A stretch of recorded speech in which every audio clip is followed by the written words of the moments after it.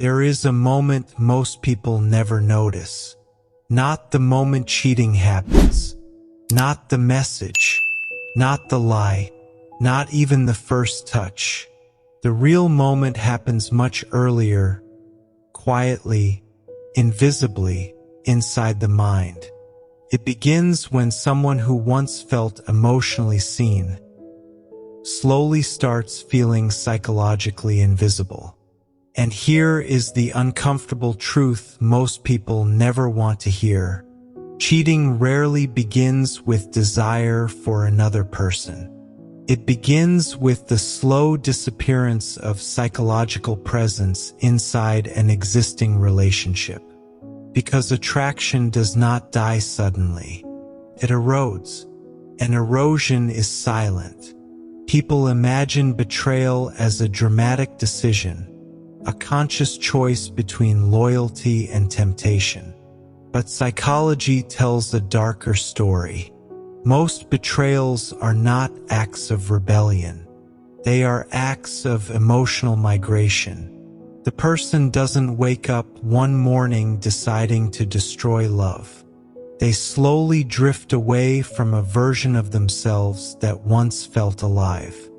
And when that internal disconnection grows long enough, the brain begins searching not for a new partner, but for a lost emotional state. This is where everything changes, because humans are not loyal to people as much as they are loyal to feelings. And when a relationship stops producing certain emotional experiences, curiosity, validation, mystery, psychological expansion, the nervous system begins scanning elsewhere without conscious permission. This is not morality. This is neuropsychology. Inside long relationships, familiarity creates safety. But safety has a hidden paradox. The same predictability that builds trust slowly reduces emotional stimulation. The brain adapts. Dopamine responses decline. Conversations become efficient instead of exploratory. Presence becomes assumed instead of felt. Nothing looks broken from the outside, but internally, emotional intensity begins fading. And the mind interprets fading intensity as fading connection. Here's the dangerous illusion. Love may still exist, but emotional aliveness may not. And humans confuse the two constantly. A person can still care deeply, still protect the relationship, still believe they love their partner while simultaneously feeling psychologically numb inside it. That numbness is the real beginning, not attraction to someone else. Numbness, because the brain is designed to escape emotional flatness. It seeks novelty not because novelty is better, but because novelty restores perception. New conversations feel deeper. New attention feels more validating. New curiosity feels like being rediscovered. And suddenly, something shocking happens. The person doesn't feel like a betrayer. They feel awake again. This is why many people who cheat describe the experience not as passion, but as relief. Relief from emotional invisibility. Relief from predictability. Relief from being psychologically categorized. Long-term partners unknowingly begin seeing each other through memory instead of curiosity. They stop discovering and start assuming. An assumption slowly kills emotional tension. When someone feels fully known, fully predicted, fully understood, attraction can quietly weaken because mystery disappears. Mystery is not deception. Mystery is psychological space. An attraction breathes inside space. Without space, relationships become emotionally efficient but psychologically stagnant. and stagnation creates internal restlessness. The dangerous part is that this restlessness rarely feels like dissatisfaction with the partner. It feels like dissatisfaction with life itself. So the person doesn't think, "I want someone else." They think, "Something is missing in me." And when another person appears who reflects curiosity, attention, emotional responsiveness, the brain misinterprets that reflection as compatibility. But what it is actually recognizing is contrast. Contrast between emotional dormancy and emotional activation. This is the darker truth. Cheating often has less to do with attraction towards someone new and more to do with escaping a psychological version of oneself that feels emotionally reduced. Because relationships unconsciously assign identities: caretaker, provider, responsible one, predictable one. Over time, partners stop interacting with each other, they interact with roles. And when identity becomes fixed, desire weakens. Desire needs unpredictability of self. When someone meets a new person, they temporarily escape their assigned identity. They become curious again, spontaneous again, expressive again. They meet a version of themselves they thought disappeared. And that experience can feel intoxicating. Not because the new person is extraordinary, but because the self feels expanded. This is why logic fails to stop betrayal. You cannot argue someone out of a psychological awakening they didn't realize they were missing. And here lies the darkest part. Many people cheat while still loving their partner, because love and psychological stimulation operate through different systems of the brain. Love stabilizes, novelty activates, and when stability exists without activation for too long, the nervous system begins craving imbalance. Not consciously, biologically. This does not justify betrayal, but it explains why good people sometimes make destructive decisions they themselves don't fully understand. Because they are not chasing another person. They are chasing emotional oxygen. And oxygen always feels urgent. The tragedy is that most couples only recognize the problem after betrayal happens, when in reality the psychological fracture began months or years earlier, hidden beneath routine, politeness, and silent adaptation. No fights, no obvious problems, just gradual emotional quiet. And quiet, when prolonged, becomes distance. Distance becomes imagination, and imagination becomes vulnerability. Because the brain fills emotional gaps with fantasy, and fantasy does not compete with reality fairly. Reality contains responsibility. Fantasy contains possibility, and possibility is dangerously attractive. So betrayal is rarely a sudden fall. It is a slow psychological slide, unnoticed by both people, until consequences finally reveal what emotional silence had already created. And this is only the surface, because the deeper truth is not about why people cheat, but why emotional disconnection feels more threatening to the human brain than moral conflict itself. Emotional hunger that even the person themselves cannot name. Because cheating rarely begins when someone stops loving. It begins when someone stops feeling chosen. There is a psychological need far stronger than attraction, stronger even than intimacy, the need to feel emotionally significant in another person's inner world. At the start of every relationship, this need is naturally fulfilled. Two people study each other. Every message matters. Every reaction carries weight. Every silence creates curiosity. Attention is intense because uncertainty exists, and uncertainty creates value. But over time, certainty replaces discovery. Partners stop asking who the other is becoming and start assuming they already know. And here is the paradox most couples never understand. Security reduces anxiety, but it can also reduce perceived emotional importance. When someone feels completely secured, their brain stops monitoring emotional feedback with the same intensity. Attention becomes automatic instead of intentional, and the partner who once felt deeply seen begins feeling psychologically background. Nothing dramatic happens. No fights. No betrayal yet. Just subtle emotional neglect created by familiarity. The human nervous system is extremely sensitive to shifts in attention. We don't measure love by promises.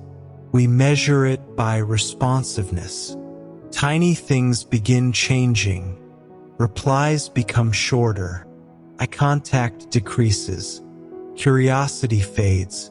Listening becomes functional instead of emotional. And slowly, a dangerous internal question appears.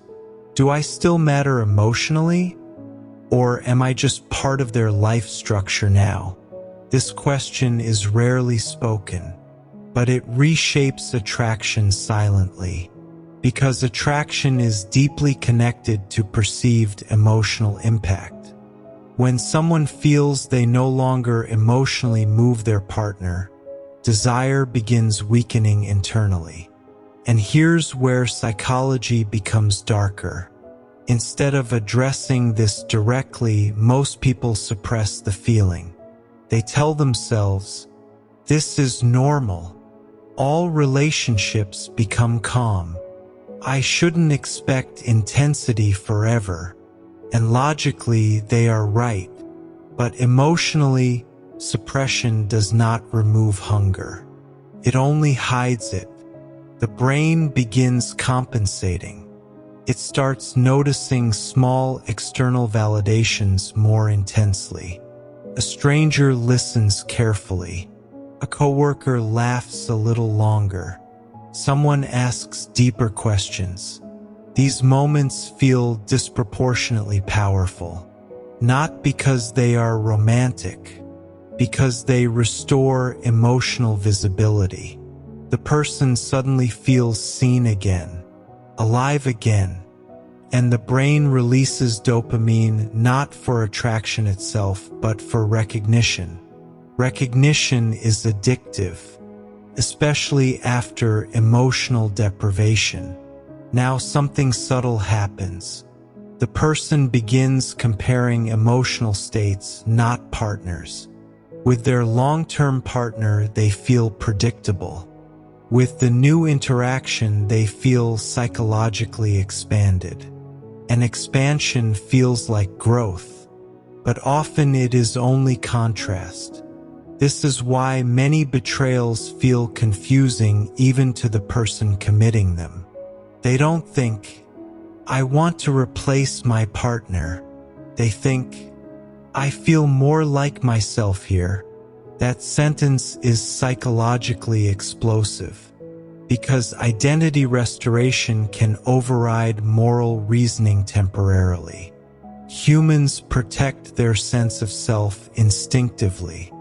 If a relationship unintentionally suppresses expression, curiosity, or emotional responsiveness, the mind searches for environments where those parts reappear. And when someone mirrors back a forgotten version of you, attraction intensifies rapidly. Not because of compatibility, because of emotional resurrection. This is where emotional affairs often begin long before physical ones. Conversations deepen. Vulnerability appears quickly. Personal thoughts are shared that were never spoken at home. And this feels safe because technically nothing wrong has happened yet. But psychologically, boundaries have already shifted. The brain has reassigned emotional investment. And emotional investment determines attachment direction. Here lies the darker mechanism. Attachment follows attention. Where emotional energy flows repeatedly, bonding forms automatically, even against conscious intention.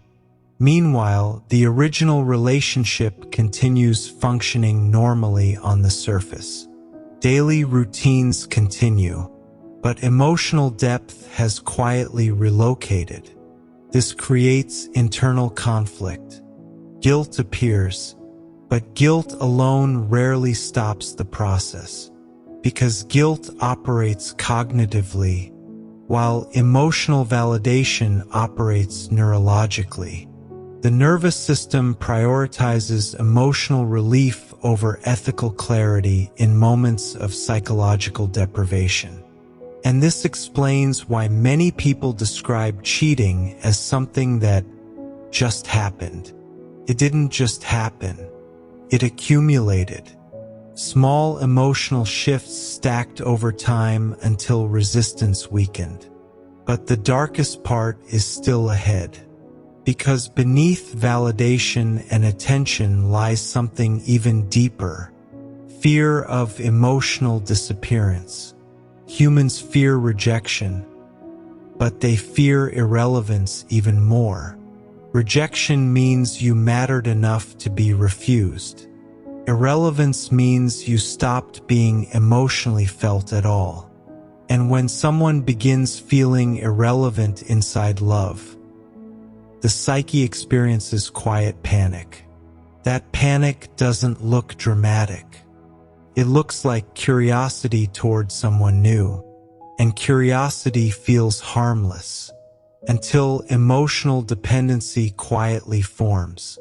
By this stage, cheating is no longer about desire. It becomes about emotional survival. The person feels pulled between stability and aliveness, between loyalty and identity, between love and psychological awakening. And the mind starts creating justifications to reduce internal tension. We're just talking. They understand me. I deserve to feel alive. These are not excuses created afterward. They are coping mechanisms created during emotional conflict, because the brain cannot tolerate seeing itself as the villain. So it reframes the narrative. And once the narrative changes, behavior follows. This is where betrayal moves from possibility to inevitability. But to truly understand why distance and secrecy now intensify attraction instead of stopping it, what most people misunderstand about betrayal is this: cheating does not become powerful because of the other person. It becomes powerful because of secrecy, and secrecy changes the brain. The moment an emotional connection must be hidden, the nervous system enters a heightened state of alertness. Every interaction becomes charged. Every message carries risk. Every meeting contains tension, and tension amplifies emotional intensity. Psychologically, the brain interprets risk as importance. This is why forbidden connections feel deeper than they objectively are. Not because they truly are deeper, but because uncertainty, danger, and anticipation activate the same neurological pathways as addiction. The relationship begins living inside imagination rather than reality. And imagination is always more perfect than truth. In secrecy, There are no bills, no responsibilities, no routines, no ordinary moments. Only emotional peaks. Only selective vulnerability. Only the best fragments of personality. This creates what psychologists call compressed intimacy, emotional closeness formed unnaturally fast because real-life friction is absent. And here lies the illusion. The new connection feels more alive not because it is stronger, but because it has not yet faced reality. Meanwhile, the long-term partner represents stability, history, and responsibility, things the brain associates with effort instead of excitement. So the mind begins splitting emotional worlds. One world feels safe, the other feels alive, and humans struggle deeply when safety and aliveness separate. Because ideally, love should contain both. But when emotional nourishment disappears inside stability, the psyche searches elsewhere to rebalance itself. Now secrecy adds another psychological force. Shared exclusivity. Two people holding a hidden connection feel bonded by something private. The secret itself becomes glue. They are no longer just interacting. They are protecting something together. And protection creates attachment. The brain releases oxytocin, the bonding hormone, not only through affection, but through shared emotional risk. This is why emotional affairs often become harder to leave than expected. The attachment wasn't built only on attraction. It was built on secrecy, vulnerability, and adrenaline. And slowly, reality begins shifting. The person starts comparing emotional states again. With one partner, they feel responsibility. With the other, they feel possibility. And possibility is intoxicating because it represents an unfinished story. Humans are neurologically drawn toward unfinished emotional narratives. Psychologists call this the Zeigarnik effect. The mind obsessively returns to what feels incomplete. The secret relationship feels unfinished, open-ended, full of imagined futures. And imagination creates obsession stronger than certainty ever can. At this point, cheating is rarely about pleasure. It becomes about escaping emotional stagnation. But here comes the tragedy most people realize too late. The excitement was never created by the new person. It was created by contrast. The contrast between emotional neglect and renewed attention. Between routine and uncertainty. Between being assumed and being rediscovered. And once the secret becomes reality, once daily life replaces fantasy, the same psychological cycle begins again, because the real issue was never the partner. It was emotional disconnection left unspoken. This is why many people who cheat later feel confusion instead of fulfillment. They expected transformation, but they only changed environments, not patterns. The hunger returns, because emotional presence cannot be replaced, only temporarily distracted. And this leads us to the deepest truth few are willing to face. Most betrayals are not acts of cruelty. They are acts of emotional unconsciousness. People don't always realize they are starving emotionally until they taste attention somewhere else. And by then, boundaries have already dissolved. But understanding this is not about justifying betrayal. It is about seeing the warning signs before damage becomes irreversible. Because relationships rarely collapse suddenly. They erode quietly through emotional invisibility, through conversations that stop going deep, through curiosity that disappears, through partners who live beside each other, but stop seeing each other. And the real protection against betrayal is not control. It is emotional awareness. It is continuing to rediscover the person you think you already know. It is choosing presence over assumption. Because attraction survives not through perfection, but through emotional attention that never fully goes asleep. And this is the truth most people never name. Cheating rarely begins where love ends. It begins where emotional connection slowly fades, unnoticed. Not in one moment, but in hundreds of small moments where two people stopped truly meeting each other. So before judging the ending, understand the silence that came before it. Because awareness is not meant to create fear. It is meant to create understanding. Take a breath now. Let this settle. And if this perspective helped you see relationships more clearly, subscribe to Voxlore Audio, because here we don't chase surface advice. We understand the psychology beneath human behavior. Until the next episode, stay aware.